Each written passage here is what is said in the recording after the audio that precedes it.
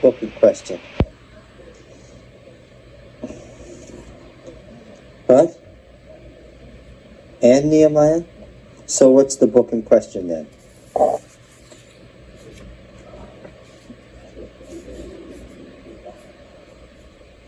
Well, I want to hear it. I'm looking for the book in question. What's the book in question? Yeah, this division is purely artificial and dates from 1488, the 15th century, at the time of having to print this material. Do you get the point? What was it? It was what? One book.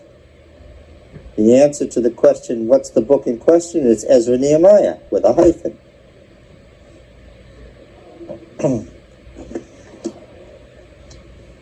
You learned something today already. We're off to a good start. Now, when we say who was the author, in this instance, that's a little tricky. Why? What sort of book is Ezra Nehemiah? What sort of book is it?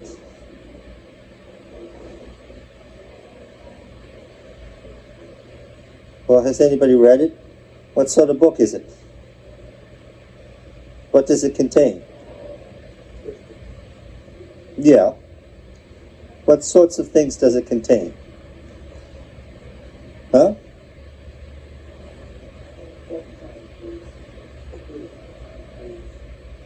Can you give a word for all that stuff?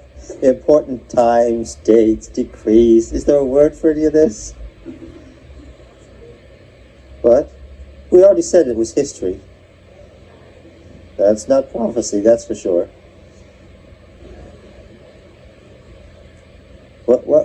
What is it? Certainly not prophecy. What is it? What? No, it's not spiritual data. Now we're wandering. There's a word for this. There's a word for this.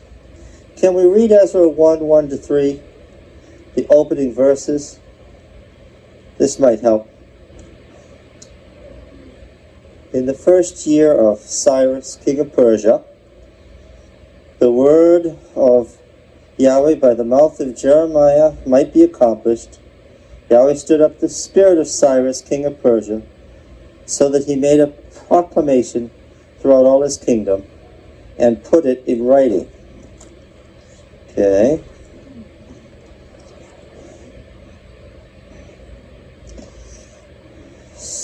Then there's a quote.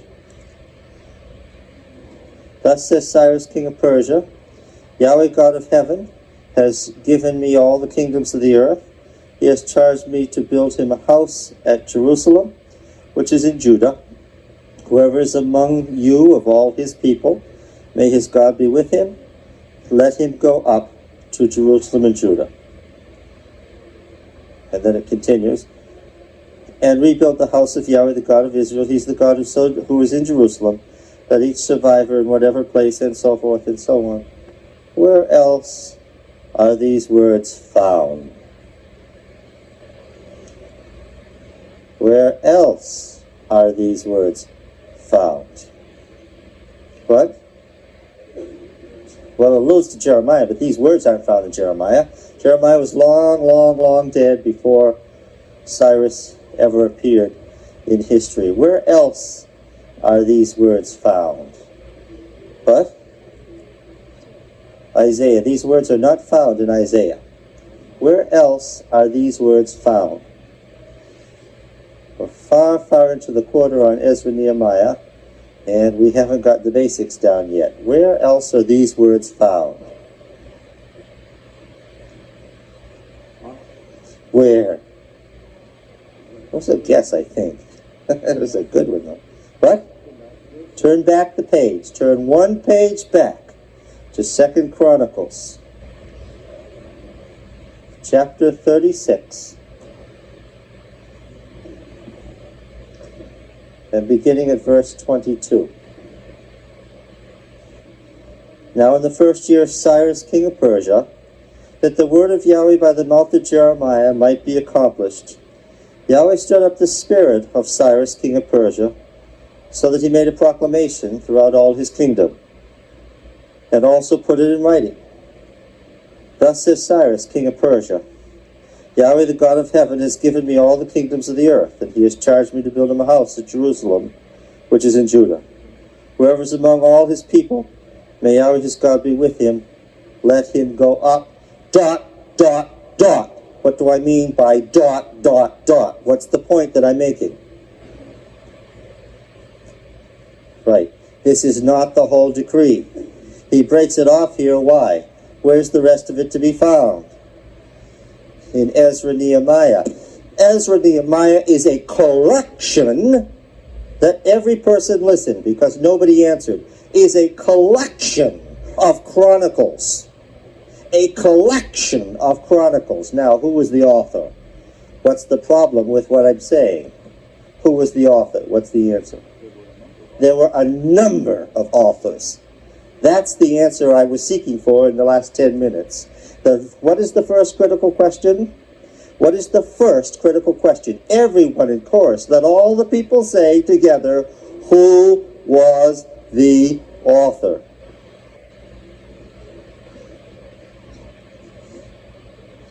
Okay, give me some answers, Ed. Who was the author? Just name some names. Names, yes, not well. He wasn't one of them. Some names. Jeremiah's not an author here. Who is an author here? Anybody? Help Ed. He's Ezra, of course. Got any other answers? Nehemiah. That wasn't tough. That's what I wanted you to say, Ed. Ezra and Nehemiah. Who else? Who else? And we found an author in the first verse. Name another name. Cyrus. Thank you. Cyrus is being quoted here. Ezra, Nehemiah is what? A collection of chronicles. Remember that? Chronicles of various people in the period involved. What is the period involved? What period is involved here?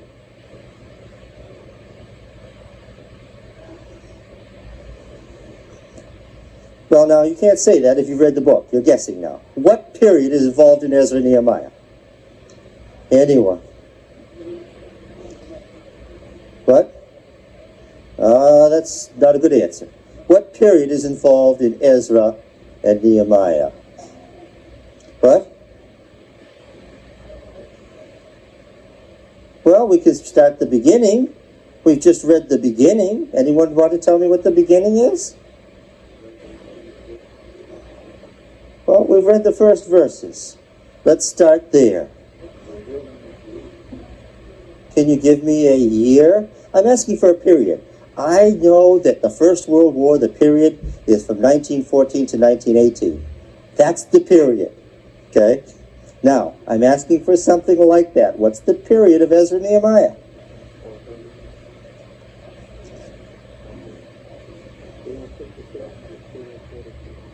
.457 to 440. That is one of the periods involved in the book.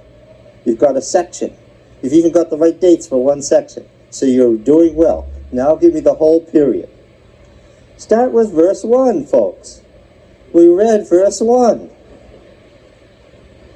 What? 535. You gave the date I gave. That's not the date scholars would give, and the scholarly date usually given is wrong. But what date is usually given?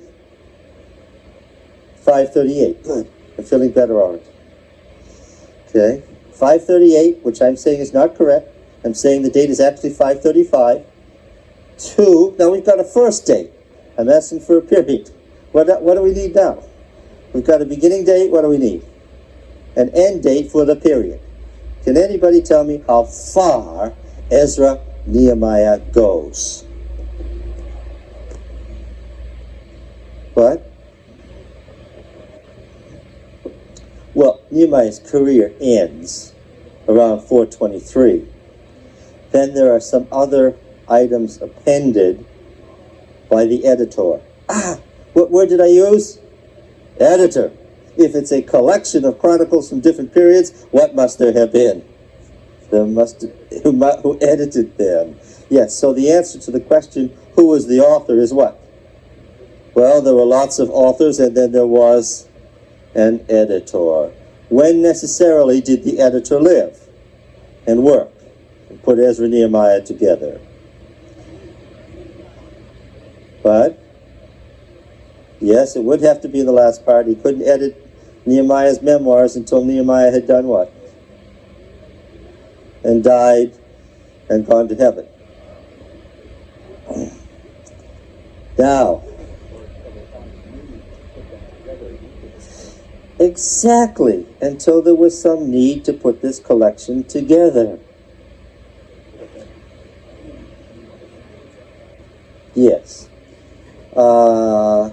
However, what doesn't appear on the scene in the Ezra and Nehemiah memoirs is Greece. So what does that tell you?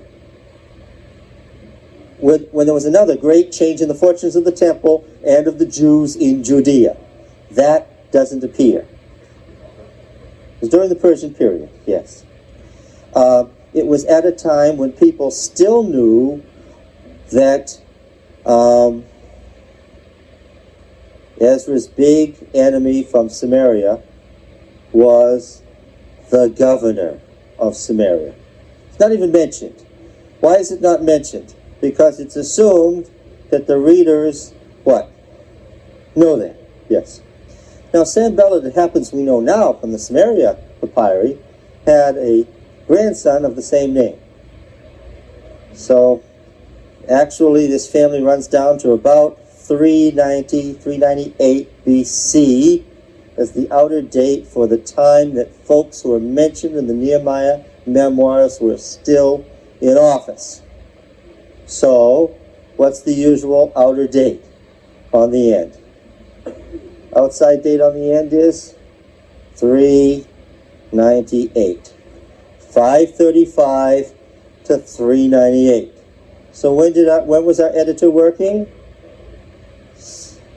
After about 398 BC. Okay. Did everybody get that? Say, if I ask 2 weeks from now, who was the author and what were the dates? What's the book? The book is Ezra and Nehemiah. Who was the author?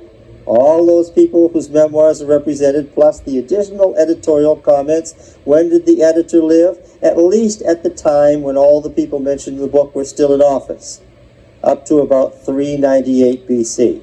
What did I say about this first date here? The date of Cyrus's decree. Well, the date of Cyrus's decree is generally given as 538 under the assumption that the first year of Cyrus mentioned in the book of Daniel is 538, the year that he overcame the last vestiges of the Neo-Babylonian Empire. Okay? But that, in fact, is not the chronological schema and is not the theological framework of the book of Daniel where this appears. What's the point in the book of Daniel? What theological and chronological schema is the author of Daniel following? We talked about this at length. Can anybody remember? Anyone? What's the first and last years in Daniel? What are the big key years in the book of Daniel?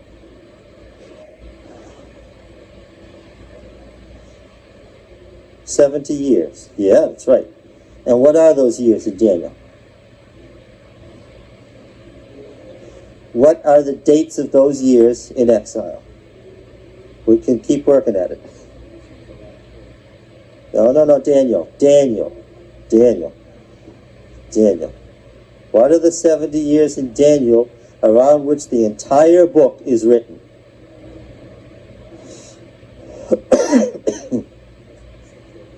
605, not 535.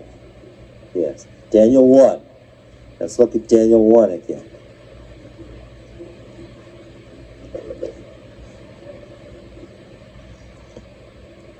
the date for the decree of Cyrus rests on nothing but the internal evidence of the Bible itself. There are no extra-biblical records of this decree. Therefore, what date you date it to must be derived from your interpretation of the Bible itself. All right? In the 3rd year of the reign of Jehoiakim, king of Judah, Nebuchadnezzar, king of Babylon, came to Jerusalem and besieged it. And the Lord gave Jehoiakim, king of Judah, into his hand with some of the vessels of the house of God, and he brought them to the land of Shinar, to the house of his God, and placed the vessels in the treasury of his God. The king commanded Ashpenaz, the chief eunuch, to bring some of the people of Israel, both of the royal family and nobility, youths without blemish, handsome, skillful in all wisdom, endowed with knowledge, understanding, learning, and competent to serve in the king's palace, to teach them the language and the letters of the Chaldeans, and so forth. And so it says, verse 17, as for these 4 youths, God gave them learning and skill in all letters and wisdom, and Daniel had understanding in all visions and dreams. At the end of the time, when the king commanded, he came before them, and he found them 10 times better than all the magicians and enchanters that were in his kingdom. Verse 21, and Daniel continued until the 1st year of King Cyrus. Now, in Daniel, what is the 1st year of King Cyrus? Well,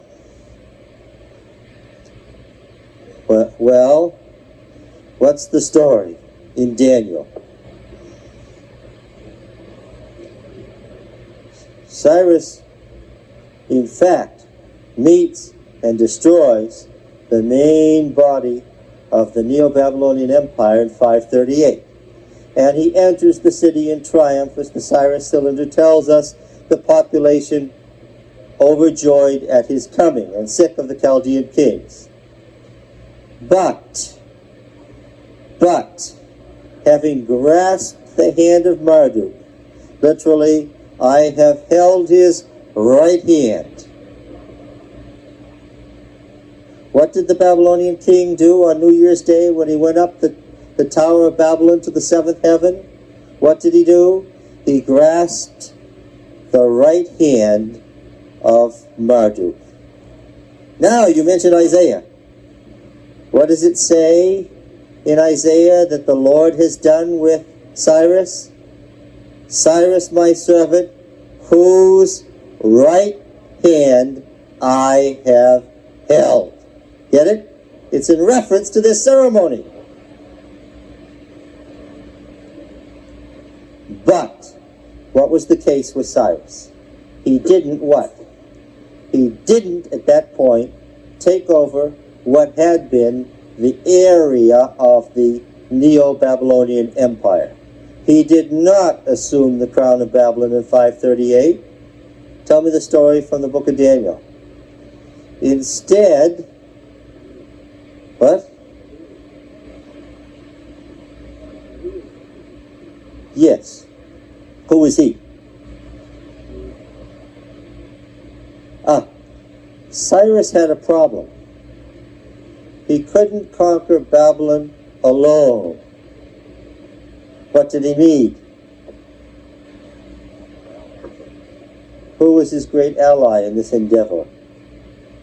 The former ally of Babylon, the great ally of Babylon in northern Iraq that had helped Babylon destroy Assyria and had remained intact. What kingdom was that? The kingdom of the Medes. Now switched allegiance from the Babylonians to the Persians. And it was with the Median help that Cyrus, king of Anshan, was able to conquer the other Persians and become the king not of Anshan but of Persia as a whole. And having united the Persians, he now allied with the Medes to conquer Babylon. And in honor of this, what did he do? He gave the last Median king, gave the last Median king, who was a relative of his, the Babylonian Empire. Who was the next Median king after this fellow? What? Well, take a guess. Cyrus, of course. Yes. Cyrus became king of Media and Babylon upon, listen to what I'm saying, Cyrus became the king of Media and Babylon upon the death of the Median king. And how long did he last? Well, he lasted long enough to throw Daniel in the lion's den and see him back out again. How long did he last? A little less than 2 years. More than a year, less than 2 years. Bringing it down to the beginning of what? 536. Cyrus left the rest of the year empty, and at New Year's Day, 535, what did he do? He became king of Babylon, where the main body of the Jews were, and then, of course, yes, made the decree. How long did Daniel live? How long did Daniel live? Well, the first year of Cyrus, but wasn't the first year of Cyrus 538? Well, it was 538 if you were living in Persia, but if you were in the city of Babylon, what was the first year of Cyrus? 535. The entire 70 years of Jeremiah 25 and Jeremiah 29 are outlined in Daniel 1. Daniel continued to the first year of Cyrus. In office. Just in office, it doesn't say that he died. Yeah, there you go. While I was stuttering, you finished it out for me. He says, it only says he continued in office for those 70 years. Maybe he lived on. But then he went on to say, with true wisdom, that of course the way you got out of office in those days was what? You died. There were retirees, there were none. What? No sustentation. Yes, that's right. No Social Security, no sustentation. Of retirees, none. Then of course there's a terribly strong implication here in chapter 1. Who's the author? Of course, it's just the way it's written, you can tell it's not Daniel, but some author who what? Who's writing when? After what? After Daniel's death.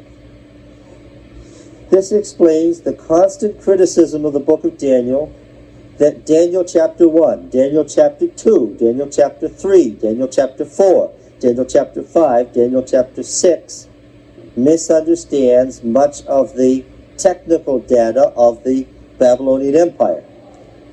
The book of Daniel doesn't know who the Chaldeans were. The book of Daniel actually believes the Chaldeans are something utterly different than what they were. This is the usual explanation for why the book was written during the reign of Antiochus Epiphanes in the 2nd century. The fellow who wrote it doesn't understand the Babylonian Empire, as we do now. Why do we understand the Babylonian Empire better than this? Yes, because of archaeology. But what am I saying? The fellow who wrote Daniel thinks that the Babylonian Empire was the Persian Empire. The way he divides, the titles he gives, what the officials wore, he thinks all that stuff is what the Persians did. He thinks the Babylonians wore Persian garments. When the 3 Hebrews are thrown into the fiery furnace, they're dressed like Persian officials. And what am I telling you? Of course that's so. Why? The author of the stories is living when? During the Persian Empire. Of course. Where does Daniel begin writing? Daniel himself is represented as an author in the book of Daniel. Where does he begin writing? Anyone? Well, yeah. The answer's not in the ceiling. It's in the Bible. Take a look down. Read with me together Daniel chapter 7.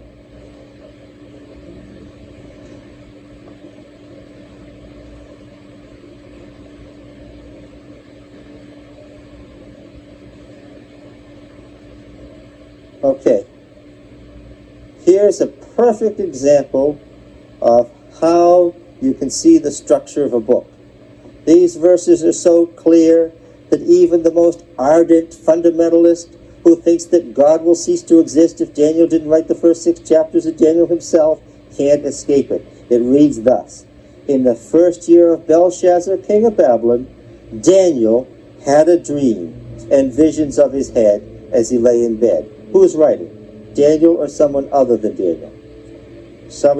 Other than Daniel. Then he wrote down the dream, still third person, describing what Daniel did. He wrote down the dream and he told the summary of the matter. Still what? Third person.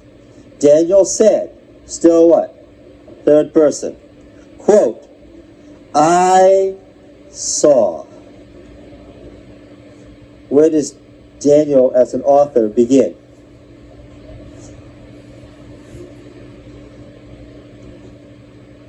Seven two. He said, quote, I saw. Get it? Now what's important, yeah.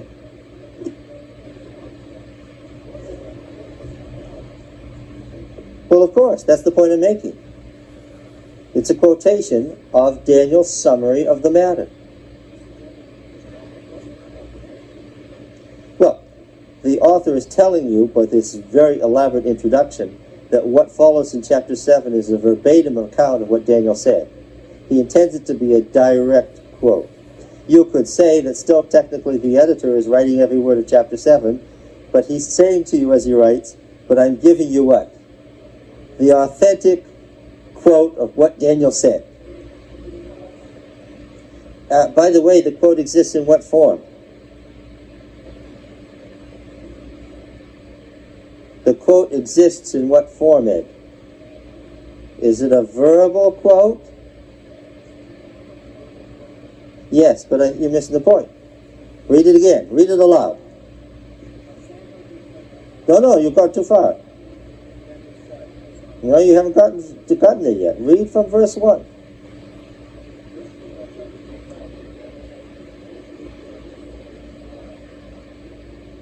Well, I think you've read every word, but the word that counts. Keep reading. He did what? He wrote down the dream. And the author is telling you what? It's a written account, and what? Well, Daniel wrote it down, and what? And this is it. Okay? All right. Now then. First decree. First decree. What year? We've got 3 decrees to deal with. First decree. What year? You've been here all these last 20 minutes and you're missing it. First decree. What year? 535. I knew you knew it. First decree in the book of Daniel is when Cyrus comes to Babylon and assumes authorship as king. Authority is king, not authorship. Authority is king. 535.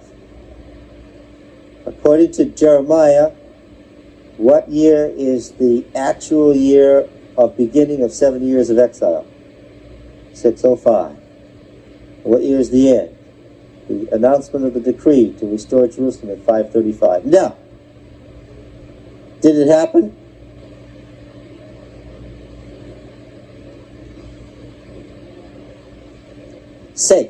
I want to say one more thing. Daniel writes in Daniel 7, first person, right? I saw this, I saw that. Who is writing in Daniel 8?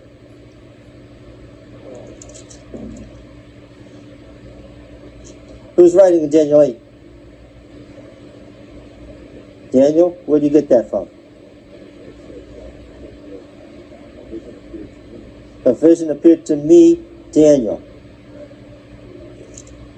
Okay. Chapter 9. Daniel 9. Who's writing?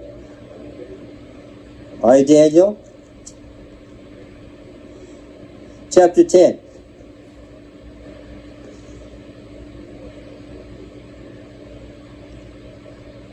Revealed to Daniel, the word was true. He understood the word. Oops. In the third year of Cyrus, king of Persia, a word was revealed to Daniel, who was named Belteshazzar, and the word was true, and it was a great conflict. He understood the word and had understanding of the vision. What is Daniel 10:1? That's the editor. What does verse 2 say? In those days, I, Daniel.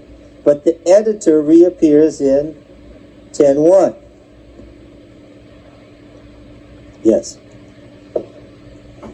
11:1. As for me, in the first year of Darius the Mede, I stood up to confirm and strengthen him. This is the angel speaking. There is no chapter break in 11:1. It's just an artificial break. There's no editorial comment there. Still speaking at 12:1.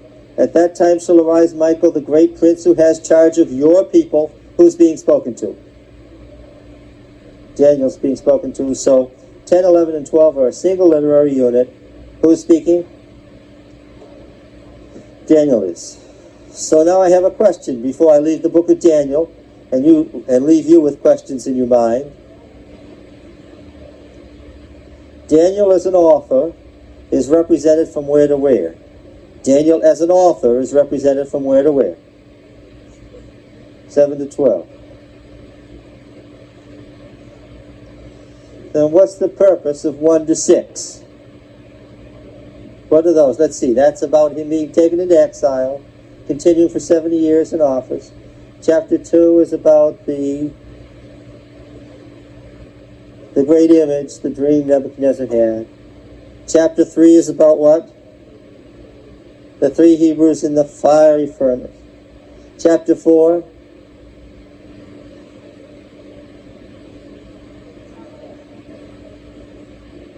What? The insanity and subsequent repentance of Nebuchadnezzar. Yes. Chapter 5 is what? What? Chapter 5. Belshazzar, the handwriting on the wall, the fall of Babylon. And 6? Lion's Den. Fun stories. Some of the funnest stories in the Bible. Why are they there?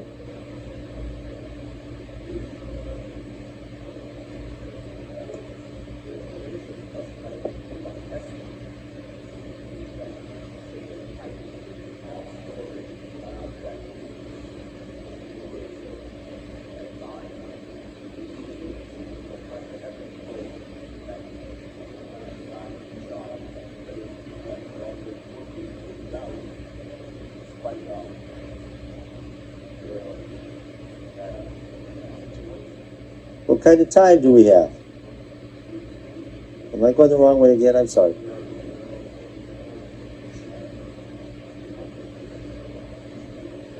The end is what? The end is what? The beginning. There's a cycle of 490 years here. In Daniel, they are at the what? They are at the end, which is what? The beginning. When it comes around again, what will the end be like? There's going to be a time of trouble. God's people are going to face death at the hands of a heathen king. All the world will be called to the test between the law of God and the law of the empire. And so forth and so forth and so forth. What are the stories about? What are the stories about? They're a preview of what? The end as described where? In Daniel 7 to 12. Who is the symbol of God's people as they face the time of trouble at the end of the world as predicted in Daniel? Daniel and his cousins are themselves functioning as God's people. Got it?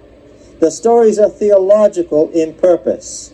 The point is that you can't get out of Daniel 7 to 12 what the implication is for God's people unless what? I mean, in fact, you wouldn't even know who Daniel was unless you had what? Yes. So the editor-author of Daniel has given us what? The stories about Daniel himself that make the prophecies significant.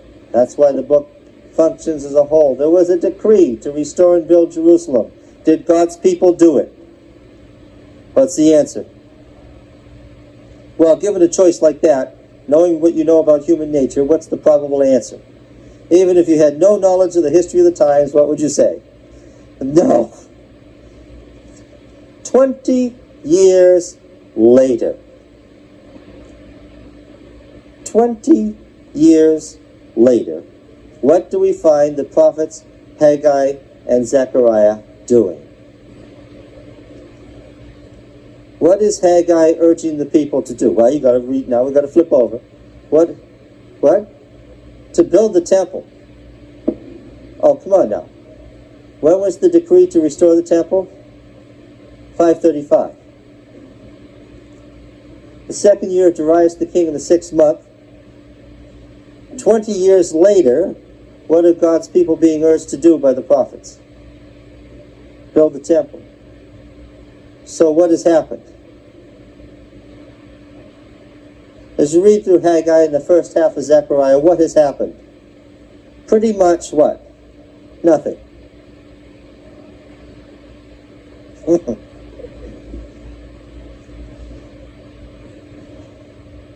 After 70 years, the folks who lived in Babylon thought of Babylon as what?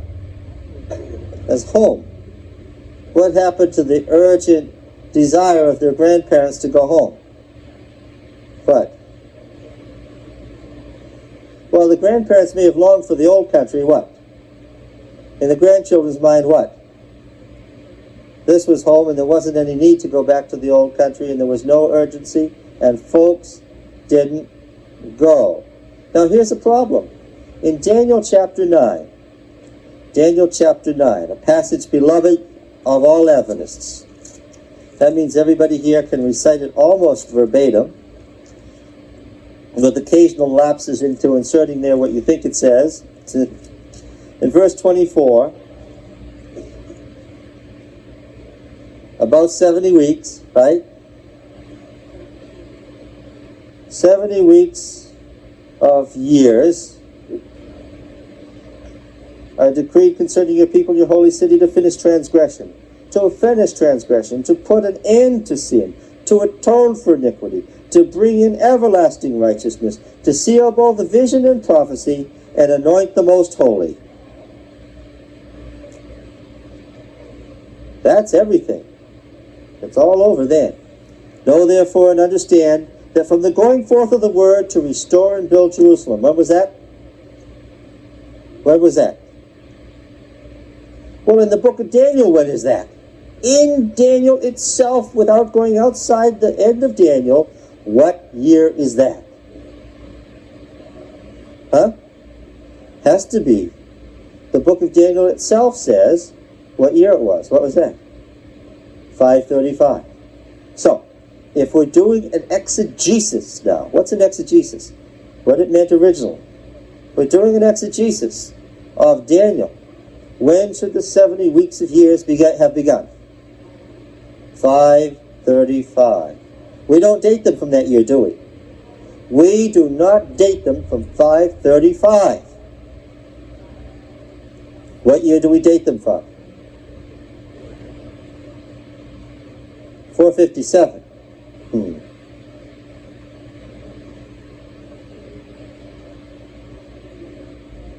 Why is this?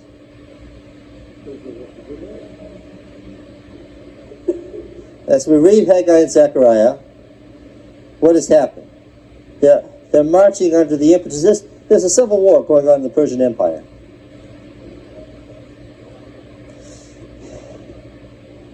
Another person who has taken over Egypt has proclaimed himself Persian emperor. This suddenly makes Judah important. Another person a relative of the Persian emperor, has taken a huge Persian army into Egypt to conquer it, and has conquered it. And having conquered it, names himself emperor. Now there's a sudden crisis then for the emperor. He has an army too, right? But the fellow in Egypt has a huge Persian army. What's there going to be? There's going to be a huge civil war, yes. Is the emperor certain he's going to win? Contemporary documents suggest that he is not at all certain he will win. Suddenly, Judah is important again. Why? The buffers, the old buffer state to Egypt.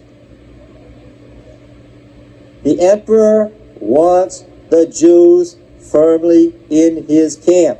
Got it? Nothing's happened for 20 years with the refounding of the Jewish state, the refounding of the Jewish temple. What does Darius do? The Jewish leaders, seeing their opportunity, ask for what?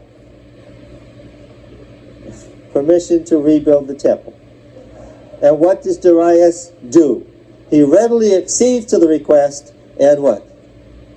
Issues a decree for what? The rebuilding of the temple. 520. Now, in the year 515, we see the two prophets, Haggai and Zechariah, under Joshua the high priest and Zerubbabel the prince of Judah, urging the people to take this opportunity to do what? To rebuild the temple. Well, now, did they do it? Did they do it? Well, we know for sure they did something. What did they do? No, they built something. What did they build? No. Zerubbabel, Joshua. They rebuilt something. They laid the foundation, we know for sure, because the feast dedicating the foundation of the temple is recorded in Haggai and Zechariah. Now it remains an open question whether they completed the temple itself, right? Well, there were numerous upheavals between 515 and 457. It is indeed possible that they finished something which was subsequently destroyed. In any case, when we get down to the time of Ezra, what do we find in the Ezra memoirs? He's asking for what?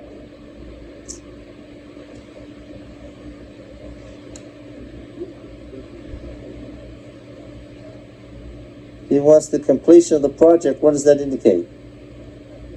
Regardless of whatever the state had been at some point along the way, when Ezra begins, what is the situation? There is work yet to be done. Let's look at Ezra for a moment now.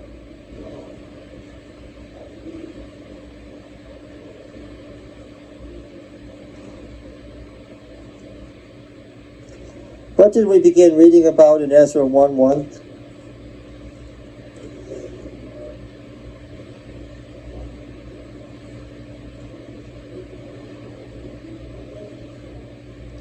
Yeah, the first decree of Cyrus. So you could write right into your Bible, number 1.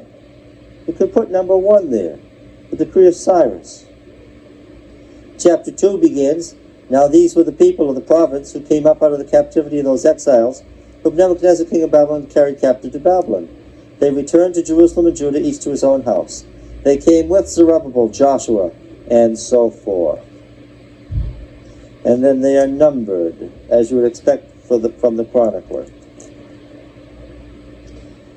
In chapter 3, verse 1, when the 7th month came, The sons of Israel were in the towns. The people gathered as one man to Jerusalem.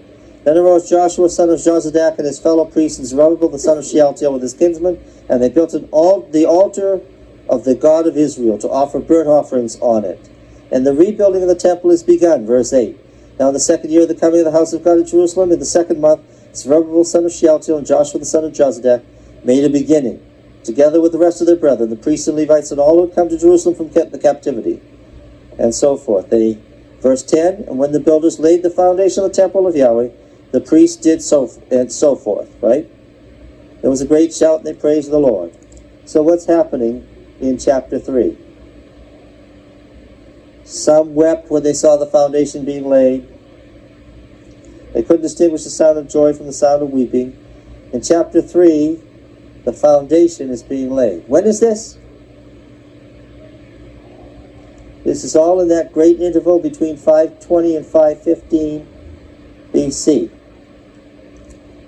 Now this is where we have the opponents coming and offering to help in order to stop the work. And then write to Artaxerxes saying, listen, the Jews are conspiring against you, and so forth. The key chapter in all this is Ezra chapter 7. If we can untangle Ezra 7, we can make the rest of the quarter on Ezra and Nehemiah go easily. I'll do something this week on the Sabbath School lesson. Read Ezra 7 and some commentary. Chapter 7, verse 1. Now after this, in the reign of Artaxerxes, king of Persia, Ezra, son of Sariah, Azariah, Hilkiah, son of Shallum, Zadok, Ahitub. Oh, Ahitub. That was once the high priest, son of Aaron. So who is Ezra? A descendant of Aaron? Even better. There were lots of descendants of Aaron who were a little more than temple slaves. Who is Ezra? He's a descendant, a younger descendant of the high priestly line. This is very important for his authority and what it was he accomplished. Ezra was an Aaronite priest, a Zadokite priest. Why is that important? Because of all the various lines of priesthood, which line of priesthood ultimately got sole control of the temple? Read Ezekiel 40 to 48. What? Only the Zadokite line. How does this word get transformed in the softer sounds of Greek in the New Testament? How do we know this word? Sadducee, of course. Zadoki, that's all it is. Sadducee. The Sadducees in the New Testament are the Zadokites of the Old Testament. Only later. Well, we're not going to get beyond the first decree, and that's as it should be. See you again next week.